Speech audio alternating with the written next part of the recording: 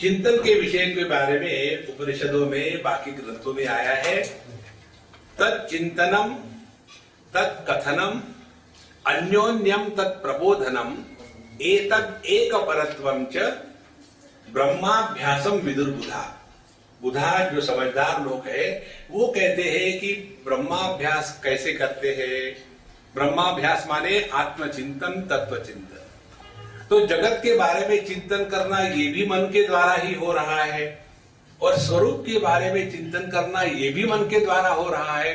तो ये दोनों भी वृत्तियां ही तो है, लेकिन एक वृत्ति ऐसी है कि जो हमको अपने स्वरूप से दूर ले जाती है और एक वृत्ति ऐसी है जो हमको अपने स्वरूप में निष्ठा प्रदान करती है। इसीलिए फिर हमको बताते हैं यहाँ कि यदा याति आत्मनः भावम, फिर हमने दुनिया को तोड़ दिया, फिर सवाल ये कि फिर हम कौन है, हम है कौन।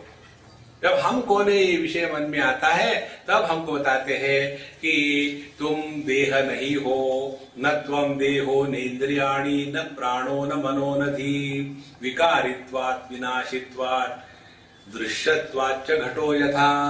फिर हमको चिंतन करने के लिए डाटा दे दिया। जैसे एक घट होता है, उस घट के क्या क्या लक्षण है, 3 लक्षण बताए हैं। एक दृश्यत्वाद, ये हमारे ज्ञान का विषय बनता है कि ये घट है।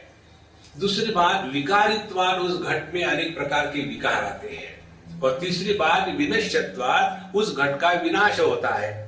अब यही 3 लक्षण देखो कहां कहां लागू होते हैं। न त्वम देहः, हमारा देह भी उसी के ये 3 लक्षण निकलते हैं। ये है दृश्यत्वाद, इस देह को हम स्पष्ट रूप से जानते हैं कि ये देह है। जो देखा जाता है वो देखने वाला नहीं होता। तो यह देह ये दृश्य है पदार्थ। विकारित्वात्, उसमें अनेक विकार है। पहले ऊपर बढ़ रहा था, ऊपर सीलिंग आ गया तो कोई बात नहीं, चौड़े बढ़ने लग गए, विकार चल रहे हैं। फिर बुढ़ापा आ गया, रोग आ गए, और एक दिन विनश्यत्वात्, इसका नाश होता है। इसीलिए जैसे घट मैं नहीं हूं, इसी प्रकार से देह मैं नहीं हूं। अब एक इसको लेकर के चिंतन शुरू करना है। इसको कहते हैं ब्रह्माभ्यास। क्या चिंतन करना है? यदि मैं देह नहीं हूं तो इसका क्या अर्थ है रे बाबा? तो देखो, देह के कौन से गुणधर्म है? देह का आकार है। अब यदि मैं देह नहीं हूं तो मैं निराकार हूं।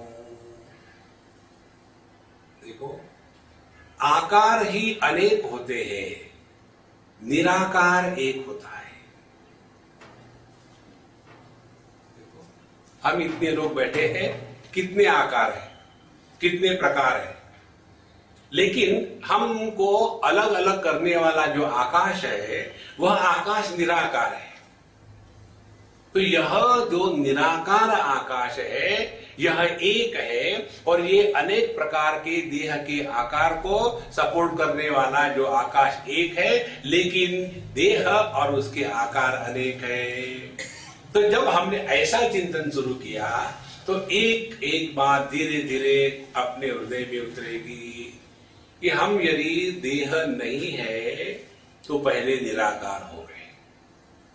अब दूसरी बात, देह से ही तो सब रिश्ते नाते प्रारंभ होते हैं।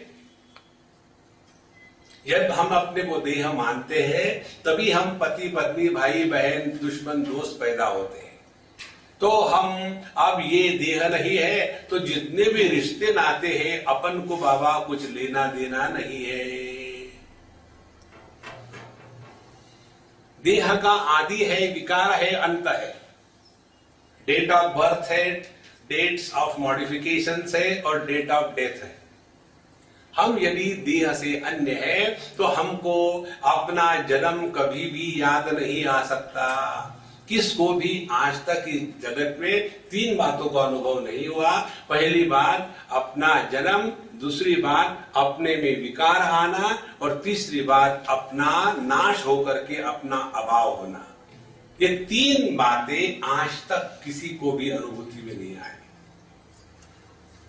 यह जो चिंतन की धारा है इसको इसमें कहा है यदा याति आत्मनः भावम। फिर हम जो कहते हैं कि मैं का अर्थ क्या है? मैं माने क्या?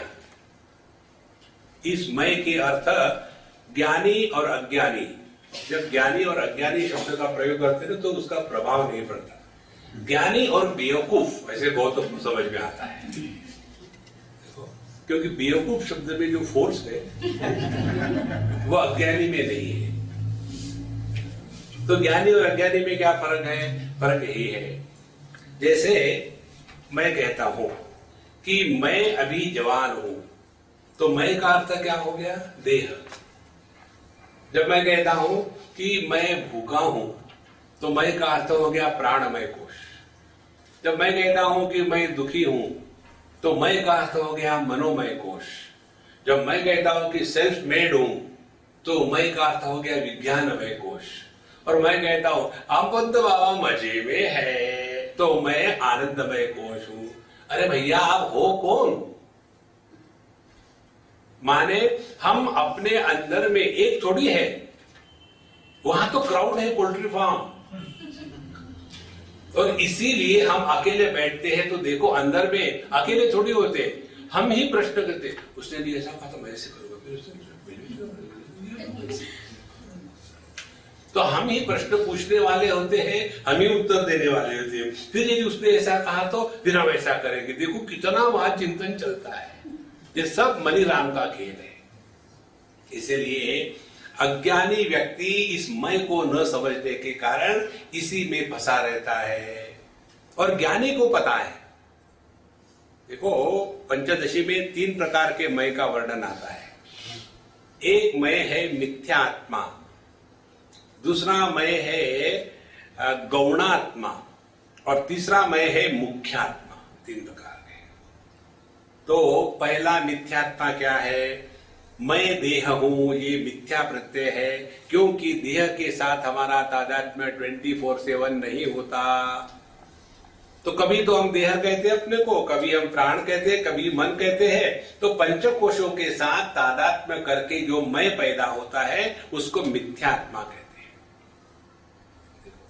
उसके बाद दूसरा होता है गौणात्मा। गौणात्मा क्या है? मैंने अपने को देह माना, मिथ्यात्मा। फिर देह मानने के बाद दूसरे मैं पैदा होते हैं। ये जो दूसरे मैं पैदा होते हैं ना, यही दुखी होते हैं। देखो आदमी आदमी के रूप में कभी दुखी नहीं होता, लेकिन वही आदमी जब पति बनता है, पिता बनता है, भाई बनता है, तब वो दुखी होना शुरू हो जाता है। तो ये जो दुखी होने वाला मैं है, यह गौणात्मा है, यह मुख्यात्मा नहीं है। और तीसरा है मुख्यात्मा, जो इस मिथ्यात्मा और गौणात्मा इन दोनों का आधार होते हुए भी किसी के भी द्वारा प्रभावित नहीं होता। तो ज्ञानी पुरुष के लिए मैं का अर्थ सच्चिदानंद है, अज्ञानी पुरुष के लिए मैं का अर्थ है यह मिथ्यात्मा या गौणात्मा। शब्द मैं ही है, उसमें कोई फर्क नहीं।